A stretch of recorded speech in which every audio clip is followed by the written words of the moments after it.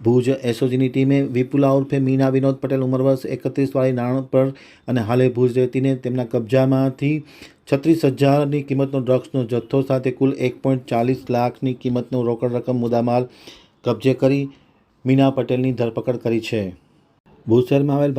ભાવેશનગર વિસ્તારમાંથી આરોપીના રહેણાંક મકાનમાં માદક પદાર્થ મેક્ટ્રોન 12 ગ્રામ કિંમત ₹36,000ના નાર્કોટિક્સના મુદ્દામાલ સાથે એક મહિલા આરોપીને એસઓજીની ટીમે પકડી પાડી ધોરણસરની કાર્યવાહી હાથ ધરી છે. ખાસ કરીને ગત તારીખ 17મીના રોજ એસઓજીનો સ્ટાફ કર્મચારી ભુજ શહેરમાં પેટ્રોલિંગમાં હતા ત્યારે એએસઆઈ નરેન્દ્રસિંહ ઝાલા અને પોલીસ હેડ કોન્સ્ટેબલ રઘુવીરસિંહ જાડેજાને બાતમી મળેલી હતી કે ભાવેશનગર વિસ્તારમાંથી આરોપીના રહેણાંક મકાનમાંથી વિપુલા ઉર્ફે મીના વિનોદ પટેલ ઉંમર વર્ષ 31 રહેવાસી નારણપર પશાયતી તાલુકો ભુજ હાલે ભાવેશ્વર નગર રાજહંસ ટાવર 5મા માળે ફ્લેટ નંબર 505 ભુજવાડા પાસે માદક પદાર્થ મેક્ટ્રોન 12 ગ્રામ કિંમત 36,000નો મુદ્દામાલ હોય તે સાથે ઝડપી પાડી ધોરણસરની કાર્યવાહી હાથ ધરી છે અને કુલ મોબાઈલ નંગ 1 અને